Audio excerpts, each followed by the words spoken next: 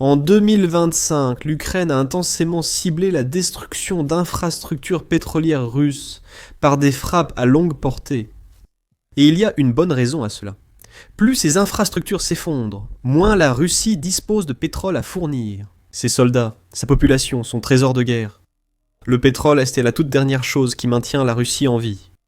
En une nuit, l'Ukraine a détruit davantage d'infrastructures pétrolières essentielles à Vladimir Poutine et au Kremlin pour soutenir l'invasion ratée. Il y a des incendies partout en Russie parce que les drones ukrainiens ont encore frappé le pétrole au cours de la nuit. Entre le 13 et 14 décembre, l'Ukraine a mené des attaques de drones en Russie, causant explosions et incendies dans d'importantes installations pétrolières et énergétiques. Les sirènes aériennes ont retenti, les autorités locales. Pris de panique encore, l'Ukraine a montré aux Russes que leur président a attiré la guerre chez eux, et qu'il est incapable d'empêcher l'Ukraine de frapper des cibles qui non seulement soutiennent l'armée russe, mais sont aussi essentielles au mode de vie des Russes, au quotidien. L'Ukraine va attaquer des sites à travers la Russie lors d'un raid nocturne remarquable. À Ouriapinsk, dans la région de Volgograd, un dépôt de pétrole a pris feu. Les raffineries de pétrole russes ont de nouveau été prises pour cible. Les installations de production à Krasnodar, Krai et Yaroslavl étant les dernières cibles de l'Ukraine. Des drones dévastateurs. En région de Smolensk, l'Ukraine a prouvé à Poutine que les frappes énergétiques se jouent à deux. Ces drones ayant visé directement une centrale thermique alimentant la région. Si cela sert l'effort de guerre russe, c'est une cible légitime pour l'Ukraine, qui a fait de nombreuses victimes les 13 et 14 décembre. Sky a publié un rapport sur les frappes ukrainiennes, débutant par l'attaque du dépôt pétrolier à Ouriapinsk. Le média révèle que des sources russes affirment que les drones ukrainiens sont entrés dans la région de Volgograd vers 04h45, heure de Kiev, et ont rapidement commencé à semer le chaos. Des explosions ont été entendues dans toute la ville, suivies de colonnes de flammes qui se sont élevées depuis un dépôt de pétrole désormais dévasté. L'Agence nationale de presse d'Ukraine a signalé cette frappe, soulignant qu'elle s'inscrit dans les actions ukrainiennes pour affaiblir l'armée russe. La destruction des réserves de pétrole entraîne cet affaiblissement de diverses manières. De façon la plus directe, le pétrole russe qui part en flammes et du pétrole qui ne peut pas être envoyé sur les lignes de front en Ukraine. Lorsque la Russie est privée du carburant dont son armée a besoin, elle lance moins d'assauts mécanisés parce que ses blindés ne peuvent aller nulle part. C'est idéal pour les défenseurs ukrainiens, qui concentrent drones et armes sur les soldats russes menant des assauts suicidaires, dans lesquels ils avancent à l'aveugle à pied, en espérant désespérément que l'Ukraine ne les surprenne pas en pleine action. Dans un sens plus large, détruire le pétrole russe signifie aussi que la Russie perd un produit précieux qu'elle ne peut plus vendre. Cela a un impact économique majeur sur le pays et l'armée. Nous aborderons ce sujet plus en détail plus tard dans la vidéo. La frappe d'Ouriapinsk a été si grave que même les autorités russes, qui ignorent souvent les succès à longue portée de l'Ukraine, ont dû réagir. News Sky rapporte qu'Andriy Botarov, gouverneur de l'oblast de Volgograd incluant Ouriapinsk, a dû confirmer publiquement la frappe ukrainienne. Il a répété un vieux cliché déjà entendu maintes fois. Durant la guerre, les drones ukrainiens n'avaient jamais frappé directement. Botarov a attribué l'incendie du dépôt de pétrole à la chute de débris d'un drone, selon le gouverneur régional. Je suis toujours surpris par la précision des débris de drones ukrainiens. Si on ne savait pas mieux, on croirait que l'Ukraine a réussi à intégrer le système de positionnement global dans les débris que la Russie prétend voir s'abattre sur ses installations pétrolières. Évidemment, ce n'est pas le cas. Les débris n'ont aucun lien avec l'incendie à Ouriapinsk.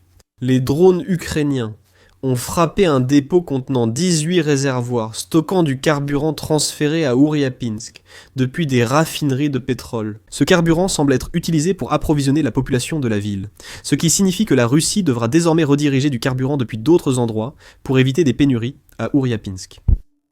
En parlant de carburant, l'Ukraine ne s'est pas limitée aux dépôts de pétrole. Dans la nuit du 13 au 14 décembre, 2 raffineries russes ont été touchées par des drones lors d'une attaque nocturne ukrainienne. News Sky rapporte que les médias russes évoquent des attaques sur des raffineries de pétrole à Krasnodar et Yaroslavl. Selon l'Ukraine, la frappe sur ce territoire pourrait être la plus importante des deux. Des drones ont atterri sur la raffinerie Slavnev-Yanos, décrite comme l'une des plus grandes de Russie. Des habitants ont signalé des explosions dans les 2 raffineries. Bien que les responsables évoquant seulement des incendies isolés et des drones abattus, ces derniers ont pourtant déjà détruit des infrastructures dans d'importantes raffineries russes. La raffinerie Afipski du Kraï de Krasnodar, cible régulière depuis l'été, a de nouveau été frappée par l'Ukraine. Energy News Beats indique que cette attaque est la 6e menée par l'Ukraine depuis juillet. L'installation d'Afipski a vu sa production chuter de 20 à 30%. Les frappes ukrainiennes visent à réduire la production de carburant dans les raffineries, limitant ainsi essence, diesel et carburant d'aviation. La Russie doit en fournir à ses soldats, ou les vendre à d'autres pays, alors que la Russie évoquait le succès de la défense aérienne dans la région de Krasnodar. Les habitants ont signalé de fortes explosions, des vitres brisées et de puissantes vibrations, signes d'explosions importantes qui ne se sont pas produites dans le ciel. Les drones ukrainiens touchèrent leurs cibles, et la raffinerie d'Afipski s'est révélée aussi vulnérable aux frappes ukrainiennes en décembre qu'elle l'était pendant l'été. Mais cela pourrait s'appliquer à toute raffinerie de pétrole russe. Le Kremlin paraît incapable d'empêcher l'Ukraine de frapper ses infrastructures. Le 1er novembre, le Kiev indépendant a souligné à quel point le ciblage du pétrole russe par l'Ukraine est devenu intense. De janvier à octobre, l'Ukraine a mené 160 frappes contre le raffinage et l'extraction pétrolière russe. Vassil Maliuk, chef du service de sécurité, indique qu'au moins 20 frappes ont eu lieu en septembre et octobre. Alors que les drones ukrainiens frappaient des cibles comprenant 2 terminaux pétroliers, 3 dépôts de carburant et 9 stations de pompage, 6 raffineries de pétrole russe ont également été touchées. Ce sont des cibles militaires légitimes. L'extraction et le raffinage du pétrole représentent environ 90% du budget de la défense russe. Ce sont les pétroroubles sales qui financent la guerre contre nous, a déclaré Maliuk, soulignant à nouveau les lourdes conséquences économiques du choix de l'Ukraine de viser le secteur pétrolier russe. L'Ukraine n'a pas ralenti le rythme de ses frappes en novembre, bien au contraire, puisque les raffineries russes sont devenues une cible encore plus importante pour les drones ukrainiens durant ce mois-là. Quelles que soient les défenses anti-aériennes dérisoires dont disposent ces raffineries, si tant est qu'elles en aient, elles ont totalement échoué, puisque l'Ukraine a réussi à mener au moins 14 frappes contre les raffineries russes. The Moscow Times rapporte que ce rythme de frappe, soit presque une attaque de raffinerie tous les 2 jours, constitue un nouveau record mensuel. L'Ukraine a renforcé ses attaques contre la bouée de sauvetage pétrolière de la Russie. L'usine d'Afipski, frappée les 13 et 14 décembre, l'avait déjà été en novembre. The Moscow Times indique que cette installation, avec ses 91 millions de tonnes par an, est l'une des plus grandes raffineries de Russie. La campagne de frappe sur les raffineries porte ses fruits. Selon le média, le raffinage quotidien russe est tombé à environ 5 millions de barils, contre 53 à 55 millions habituellement à la fin de l'automne. The Moscow Times précise qu'il faudra encore quelques semaines pour en savoir plus. En décembre, l'Ukraine a subi un record de frappes sur ses raffineries. Mais avec 2 frappes réussies en une seule nuit, il semble que l'Ukraine n'ait aucune intention de ralentir de sitôt. En décembre, l'Ukraine visait aussi Smolensk, cible de drones ukrainiens, comme d'autres sites énergétiques russes. Plus précisément, une centrale thermique à Smolensk a été durement touchée le 11 décembre. News Sky indique que l'Ukraine et la Russie se livrent à des représailles sur les infrastructures énergétiques, précisant que le ministère russe de la Défense a de nouveau affirmé avoir abattu les drones ukrainiens. Cependant, ces drones ont aussi déclenché des incendies. Les débris causent encore des dégâts.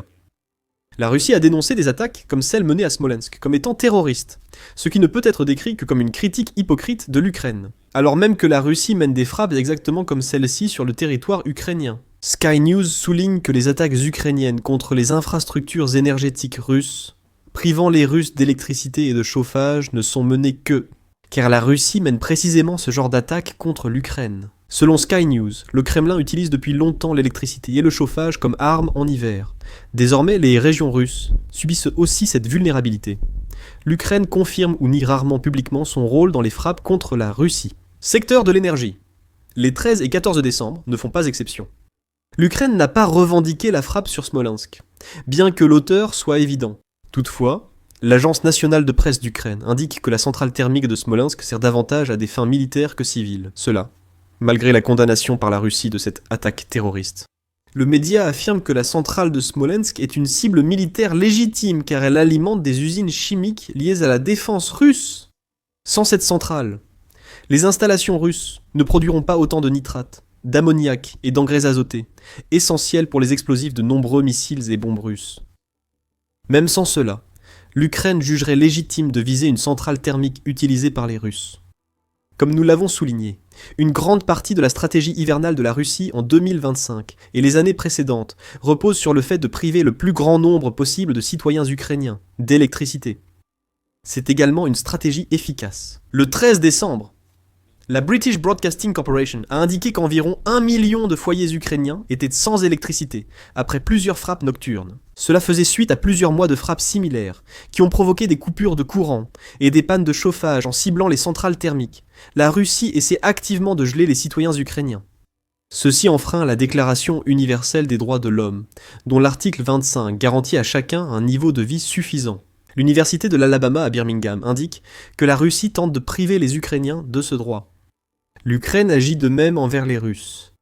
Ainsi, des frappes comme celle de Smolensk restent moralement ambiguës. Beaucoup diront que l'Ukraine inflige à la Russie le même terrible remède que Poutine a imposé aux Ukrainiens chaque hiver depuis le début de l'invasion. L'Ukraine pourrait justifier son attaque contre la centrale thermique de Smolensk en affirmant qu'elle alimente le complexe militaro-industriel russe.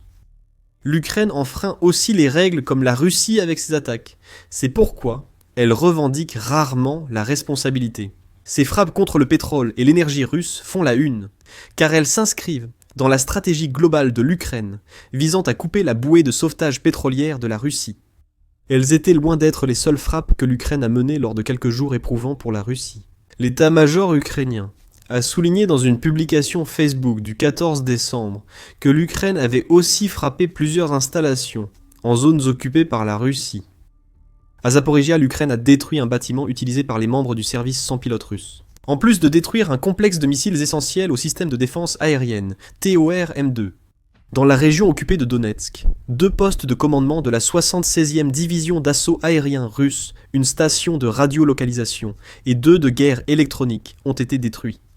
La Crimée, qui a si souvent été la cible des drones et missiles ukrainiens, n'a pas non plus été épargnée.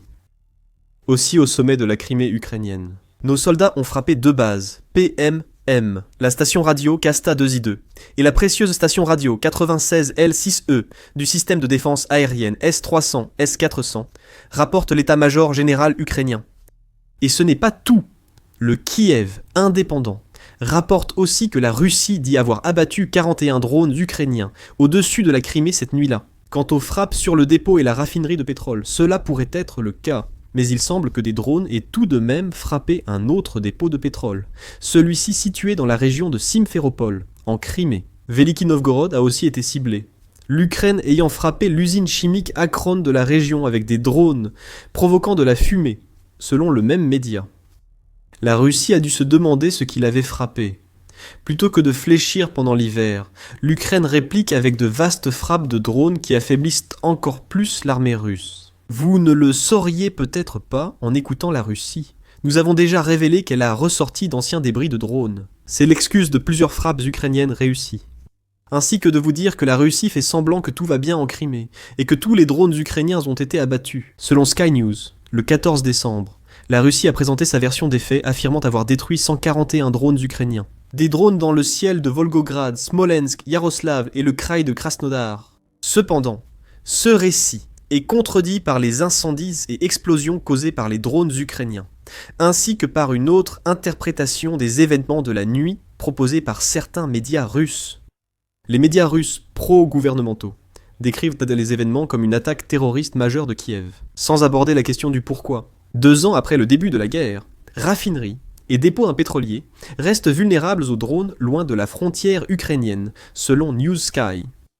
La Russie tente de jouer sur 2 tableaux. L'Ukraine n'a frappé la Russie que lorsqu'elle l'a fait, et ces attaques seraient l'œuvre d'un régime terroriste, non d'une armée experte. Là où ça fait mal. Le récit du Kremlin s'effondre et tombera en ruine à mesure que l'Ukraine poursuivra ses attaques à longue portée. Ces frappes figurent parmi les plus percutantes que l'Ukraine puisse mener pour plusieurs raisons. La première de ces raisons est quelque chose que nous avons souligné plus tôt dans la vidéo. Chaque fois que l'Ukraine frappe le pétrole ou l'énergie russe, les répercussions économiques et militaires se font sentir dans toute la Russie. L'Institut de renseignement et de sécurité de Bloomsbury a indiqué le 11 novembre que l'Ukraine avait visé près de 55 raffineries de pétrole russes depuis le début de la guerre. Ces attaques sont devenues plus intenses et plus efficaces. En 2025, l'Ukraine a mené 48 frappes réussies de plus contre des raffineries qu'en 2024, démantelant environ 20% de la capacité totale de raffinage russe. L'impact sur le budget russe est évident quand on réalise qu'environ 30% de ce budget provenait des taxes que la Russie prélève sur les ventes de pétrole et de gaz en 2024. Le calcul est vraiment simple. Ici, des frappes accrues sur les raffineries ukrainiennes et une baisse du raffinage pétrolier créent un important déficit dans le solde bancaire collectif de la Russie. Le personnel de Radio Free Europe, Radio Liberty, a aussi publié un article sur oilprice.com le 29 novembre avec des chiffres encore plus intéressants. L'article indique que la capacité de raffinage russe a baissé de 10%, pas 20%, ce qui reste notable. L'article indique que les combustibles fossiles rapportent environ 100 millions par an à la Russie, soit 20% de moins qu'en 2024. En Russie, l'essence est souvent rationnée et en pénurie. En outre, il y a le problème évident lorsque le carburant s'enflamme. L'Ukraine prive lentement la Russie d'argent et de carburant, essentiel pour poursuivre la guerre. L'Ukraine en profite également à mesure que la Russie perd grâce à ce type de frappe, c'est ainsi que l'Ukraine gagne en influence. Selon un article de Forbes du 4 décembre écrit par Vikram Mittal, le contributeur met en avant les frappes ukrainiennes sur le pétrole russe. L'Ukraine détruit aussi de nombreux équipements militaires russes, usines et infrastructures de guerre avec ses drones et missiles. Ces frappes de drones à longue portée auront un impact important sur les pourparlers de paix en cours, écrit Mittal. En frappant des cibles stratégiques au cœur de la Russie, l'Ukraine prouve qu'elle peut infliger de lourds dégâts si la guerre continue. En d'autres termes, les drones ukrainiens mettent à mal le récit d'une victoire russe inévitable que le Kremlin cherche à diffuser. Le fait même que ces attaques aient lieu, sans parler de leur ampleur actuelle, prouve à tous que l'Ukraine n'a pas abandonné le combat. Ajoutez à cela les dégâts économiques dont nous avons déjà parlé. L'Ukraine estime qu'en continuant d'attaquer la Russie avec ses drones, celle-ci finira par s'épuiser. Poutine devrait arrêter son invasion pour des raisons financières. Ici, cette option donne à l'Ukraine bien plus de poids lors des négociations que beaucoup ne l'admettent. L'Ukraine démontre sans cesse que l'arrière profond de la Russie n'est plus sûr, voire inexistant. L'Ukraine peut frapper des cibles à des centaines de kilomètres à l'intérieur de la Russie, et elle le fait avec une telle régularité qu'elle démontre que l'armée russe est trop dispersée. Les raffineries de Chernobyl de pétrole et les installations similaires devraient disposer de défenses aériennes infaillibles, surtout maintenant qu'il est clair à quel point l'Ukraine est déterminée à les cibler. Pourtant, Poutine n'envoie pas de défense aérienne vers ces installations, car les défenses aériennes russes sont nécessaires à l'intérieur de l'Ukraine, ce qui laisse la majeure partie de l'arrière profond, que Poutine pensait être en sécurité, exposée. La Russie pourrait déplacer davantage de défenses aériennes vers ces installations, mais cela reviendrait à affaiblir directement les défenses protégeant ses soldats à l'intérieur de l'Ukraine. La Russie poursuit ses actions, mais l'Ukraine ciblera alors ses raffineries, dépôts et d'autres sites en Russie et en Ukraine occupés. Dans les deux cas, l'Ukraine l'emporte, et Poutine n'a pas de solution. Si toutes ces frappes contre le pétrole et l'énergie thermique ne s'offensionnent pas, l'Ukraine a aussi étendu ses attaques au gaz naturel liquéfié russe. Nous l'avons vu plus tôt en décembre, lorsque l'Ukraine a frappé un port gazier clé que la Russie utilise pour exporter l'un de ses combustibles fossiles vers d'autres pays. Apprenez-en plus sur cette attaque et ses conséquences pour l'économie russe dans notre vidéo. Si vous avez aimé cette vidéo, abonnez-vous à The Military Show pour plus de reportages sur les frappes de drones ukrainiens en Russie. Et merci de nous avoir regardés.